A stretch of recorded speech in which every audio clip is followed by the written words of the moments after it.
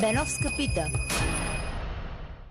Продължаваме нататък. Посрещам следващия гост, госпожа Илияна Йотова. Заповядайте, добре дошла. Здравейте. Имате нов цвят на косата ли? Не, нямам нов цвят на косата. Може би във вашето студио към осветлението е различно. Илияна Йотова, член на Европейския парламент от групата на Прогресивния алианс на социалистите и демократите от БСП и член на Националния съвет на БСП. Добре дошла. Благодаря, добре заварили. Всяка жена понякога иска да бъде блондинка. Хубаво ви е така. Между другото. Същото. Дано сте в такава добра кондиция на фона на това, че евродепутатите може би нямате достатъчно ясен отговор какво се случва по оста бежанци в България. Грешите. Айде, дайте го. Имаме конкретен и ясен отговор. Даваме го вече цяла една година. За съжаление, както у нас, така и в Европа, няма много желаящи да ни чуят. Защото Европейския парламент и ние респективно си свършихме работата още април-май 2015 година. И ако тогава всички държави си бяха свършили те работата и правителствата, днес тази криза нямаше да е нито толкова голяма, нито толкова дълбока.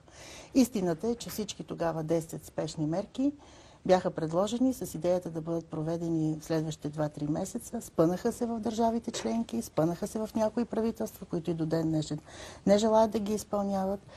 И Европа забуксува и закъса. Това е истината. Нашата политика правилна ли? Сме ли прекалено? Ние нямаме политика. Нямаме политика Що? за бежанците, защото ние в момента слушаме какво говорят различните страни. А опитват ли се да ни заплашват онези, които се изживяват големи, не искам да спомена даже конкретно именно един министър-председател на една доста задлъжняла за Европа държава, че ако ние не извършваме онова, което концентричния кръг на така наречените големи иска за бежанците, ще ни бъдат спрени частично или кой знае как парите от еврофондовете. Госпожо Беновска, за първи път България е в ситуация, в която я заплашват и големите, и малките. До този момент той нямаше предвид България. В последното си изказване той имаше предвид най-вече страните от Вишеградската четворка и най-вече Орбан и Унгария. Но ние сме изпаднали в ситуация, в която се опитват да ни диктуват не вече само големите, началниците, както казва нашия министър-председател, но и малките държави, държави като Чехия, като Унгария, които едва ли не ни привикват на срещи, за да оговарят в една или в друга посока. Виждате какво се случва и на българо-гръцката граница от вече почти един месец. Влиятелни са все пак тия малките. Чехия, Полша, Унгария, те са много влиятелни сами за себе си. И са с добро самочувствие още при влизането си в Европейския съюз, за разлика от нас. Сигурно е така, но аз съм привърженик на една малко по-друга теория. Всяка държава, която е влязла в Европейския съюз, е подписала вид договор, както и България, така и те. В този договор ясни ангажименти има. Договор обаче за тях беше различен. Ние нямаше... много оголихме фронта, докато те се... България се съгласи да влезе в Европейския съюз при доста страшни условия. Един от тях е мониторинговия механизъм, другото е... Субсидиите за селско стопанство, четвърти и пети блок на ЕСКО, за хиляди работи да не изреждаме тук. Направете ми един разговор с министъра на образованието, може би ще ви любопитно. Любимо ми е това. Обаче споменахте преди малко и какво се случва на българо-гръцката граница. Търся в момента имейла, който получих преди да вляза, че всички гранични пунктове, това от 17 часа, с Гърция са отворени за преминаването на моторни превозни средства. Информацията от 16:45, прецизирано тук пише. Това е последната информация, която вие имате. 16:10 е възстановено движението. Това е последната информация. Последната информация, която видях е, че са отблокирани от българска страна. Не прочетох дали са отблокирани и от гръцка страна. Но според мен ние изпуснахме топката, изпуснахме инициативата. Ако искате, ще ви кажа защо. От един месец не можем да понасяме... Добре, дано да е трайно това решение. По предварителна информация, чакай малко. Пропускателният режим в Златоград е валиден от 8 до не знам колко си на 22.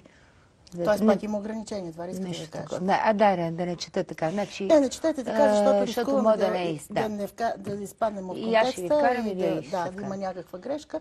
Истината е, че на този съвет, който премина, България имаше възможност за този един месец от началото на тази криза да поиска вкарването на тази точка за блокирането на една европейска граница, защото това е европейска граница, като извънредна точка. Председателя на Народното събрание Цецка Цачева сезира с нарочно писмо Европейската комисия. Европейската комисия е едно, но ние можем да поискаме на съвета, където, както всички други проблеми... Не, той не е по-висок форум, но един от форумите да се поставят ясно условия и пред самия Ципрас, защото ако в нещо се прави част от министрите ни, това е, че България от години не е живявала такова унижение. Не може един български министър да отиде да преговаря с фермери, които нито са му ранга, нито те са нивото, с което той трябва да разговаря, а те да му кажат, чакай малко, защото сега имаме една друга по-спешна работа. Да си изпием ракията. Не знае какво. И те сигурно имат доста проблеми. Второ, от няколко дни тук господин Московски прави някакъв опит за пиар, седейки на границата. Аз и бих му казала, че вие ще го защитите. Не, няма да го защитя. Ще го защитите. Няма да го защитя. Какво бихте правили? Вие, ако бяхте министър, ще го защитавам. Аз да не съм адвокат. Работата на един министър в тази ситуация изобщо не е да стои на границата. Ако бяхте министър, вие на транспорта, какво щяхте да направите? И подава молба за завеждане на дело срещу Гърция. Вие това е работата. Се обадихте и да му кажете, Ивайло Московски, аз съм евродепутат. Ами знаете ли защо? Ще ти съдействам, ела тук да подадеш една молба. Защото 2/3 от българските министри в този кабинет, госпожо Беновска, са абсолютно недостъпни. И я. Аз щях да ви дам телефона, ако ми бяхте звъннала. Ако това е, да ми отговори от другата страна. Това е идеята. Ще да ви отговоря. Съм убедена, как да не влизаме в тази. Миналата седмица, не знам дали знаете, без много шум и разгласа, се срещнаха Сергей Станишев и Бойко Борисов в миналия петък. Оказва се, че БСП не е знало за тази среща, но той е извършил вероятно в качеството на председател на ПЕС. И стигнаха до извода, че... Исках точно да прочета съобщението, но не го намирам. Че националното съгласие, националните приоритети са над партийните и над всичко. Добро утро. И аз така казах, ама затова и питах, що не се обадихте на Ивайло Московски да му кажете, виж, приятели, над партийно ти се обажда. Ние добре работим, аз не мога да се оплача, добре работим с колегите ни евродепутати от политическа партия ГЕРБ, тогава, когато става въпрос за национален интерес. Национален интерес е над партия. В случая това е въпрос на изпълнителната власт. Ако те са поискали нашата помощ, цели сме да дадем веднага. В крайна сметка, министър Московски точно толкова отговорен, колкото и всеки друг български политик. И като е надпартиен националния интерес, какви национални интереси според вас трябва да защитава БСП, за да се върне в звездните си години на един от председателите Александър Лилов, когато имаше 1 милион членска маса, печелише избори, управляваше и даваше упование на хората и беше силна лява партия. За мен винаги са били много несериозни подобни сравнения. Първо, няма връщане назад в годините, нито в човешкия живот, нито в политическия живот. Когато говорите господин Лилов, мир на праха му, достоен наистина политик и човек, не е имало много различни други политически партии, беше двуполюсния свят, двата модела в София и така, в България и така нататък. ГЕРБ е съвсем нова формация, имаше и други, които минаха и си заминаха по пътя. Нямаше НДСВ. Да закачам се тук, сега искам да стане интрига. Нямаше ГЕРБ и затова бяхте силни. Сега като има ГЕРБ, затова ли станете слаби? Що се отнася до втория въпрос, аз държа да си говоря на него преди това. Само ми кажете ли този блиц? Поне се появи ГЕРБ, затова ли БСП отслабна? Не. Що? БСП си има и вътрешни проблеми. Така, продължайте си. По другия ви въпрос да ви кажа, че за националния интерес БСП може да има много косури и да имате много резерви. Аз имам резерви към това. Нямам. Аз искам БСП да се върне на сцената. Но нито за секунда не сме изоставили националния интерес. Напротив, дори по темата за бежанците, аз сме да твърдя, че БСП в последните години беше водещата партия. Искам да кажа нещо доста емоционално. Не изоставихте ли националния интерес? Кои? Като БСП, като допуснахте дроновете на американското влияние, реформаторския блок и неговите разклонения медийни, да се настанят на удобните кресълца на властта и да правят опити да командват България. Вие в момента... Не трябваше ли вие, БСП, не, сериозно ли питам, вие можете да си мислите, че си шегувам нещо. Сериозно питам, не трябваше ли вие, силната, вековната, 100-годишната партия да застанете до БСП и да кажете в името на до ГЕРБ, в името на националните интереси, заставаме до вас по определени неща, по други не. Нещо бъркате картинката. И то много сериозно. И ще ви кажа защо. Всички тези дронове, за които говорите, между другото, аз прочетох вашия текст днеска много внимателно. Добър текст. Да, казвам го като журналист.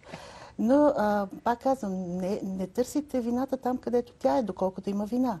Сегашното управление, сегашната управляваща партия, мнозинството на ГЕРБ си управлява с всички тези хора, за които вие говорите.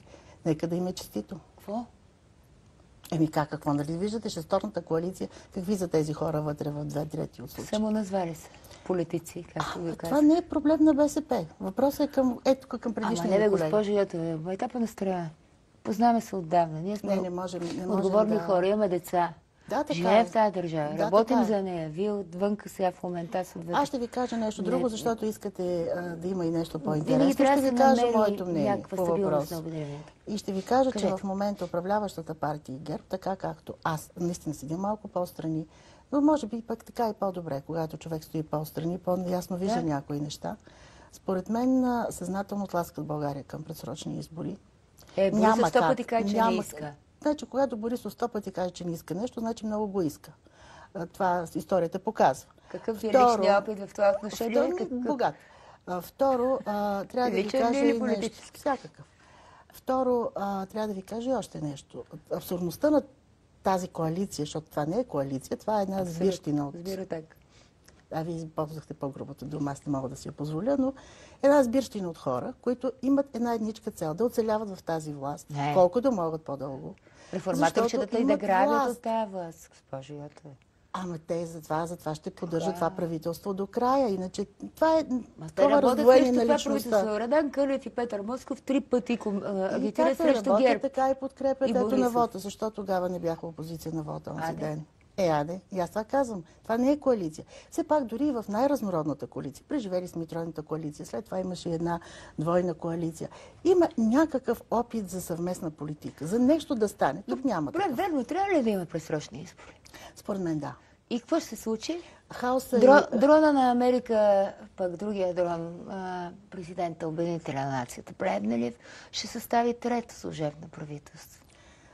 Вижте, затова трябва да си мисли много сериозно. В цялата ни сега кампания, която БСП прави, това е един от въпросите, които, честно ще ви кажа, и във вашето студио може да прозвучи малко и като откритие, но БСП трябва да направи всичко възможно едновременно с предсрочните избори да няма шанс Плевнелиев да направи трето служебно правителство. Как ще стане? Нали, той по Конституция го прави. Така е, по Конституция го прави, но ще видим. Има начини, по които трябва да се много интересно, може би много ми харесва. Всеки случай преврат срещу Плевнелиев няма да има. Не, БСП ще прояви най-сетна национална отговорност и ще каже, заставам до Борисов, до ГЕРБ в трудния момент. Това ще възразявам до края на това, което казвате. Въпреки всичко, позицията, в която е БСП, националната отговорност е била номер 1. Както вътре в партията, така и навън. Повторете, ако има предсрочни избори, БСП какво? Значи, господин Плевнелиев има един голям грях към българската нация. Това е първият български политик от целия преход. Пък и говори за преди 89-та, доколкото имам спомени за това време.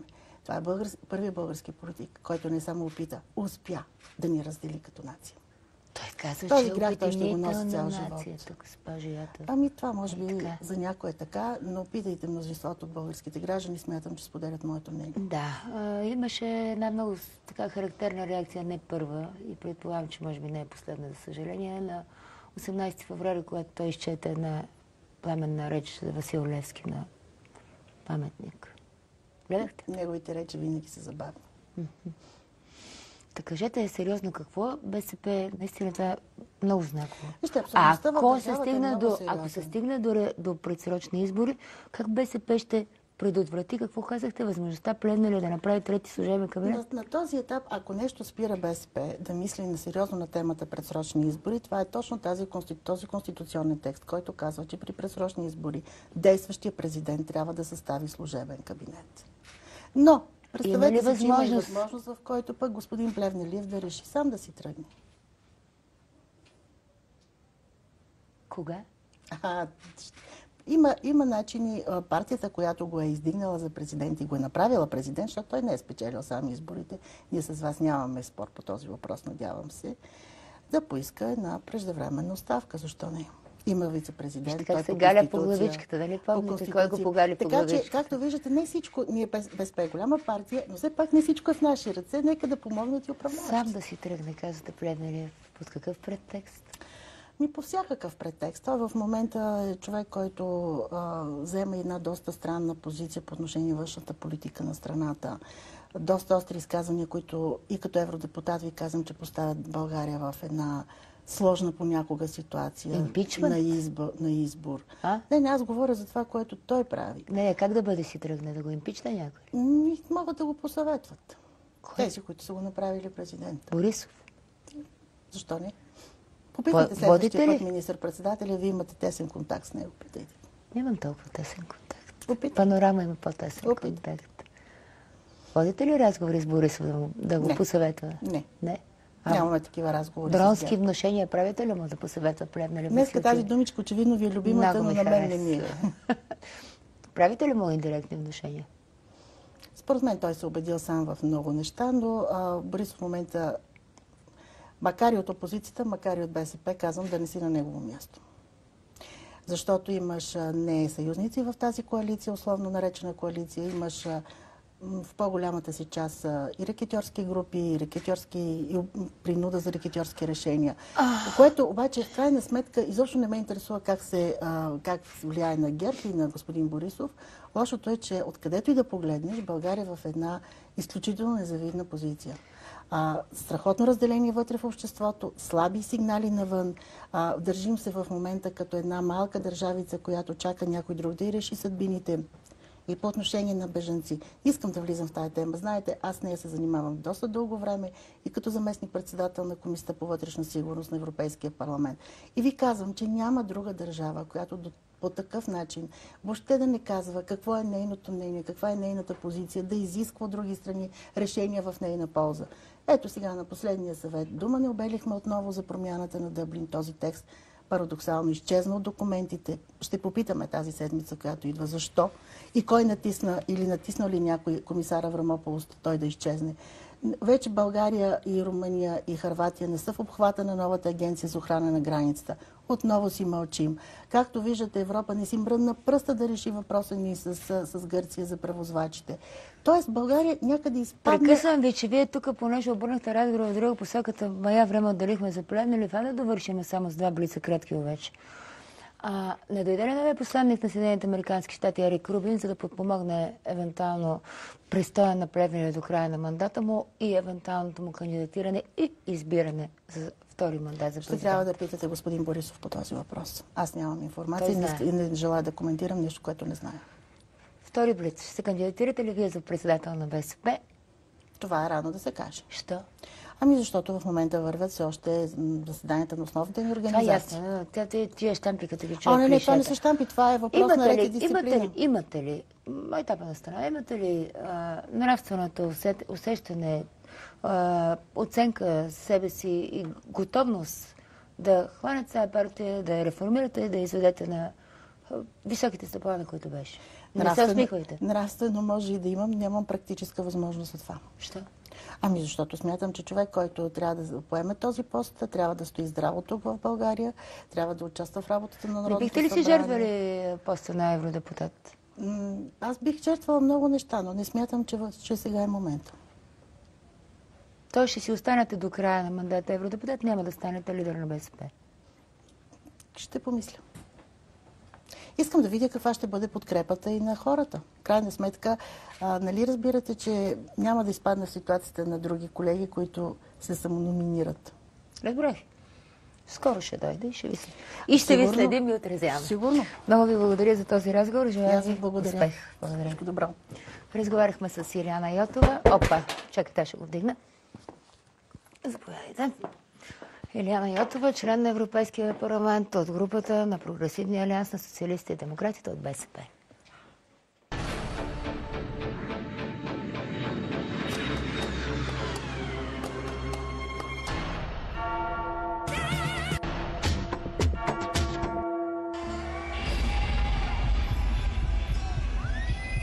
Беновска пита.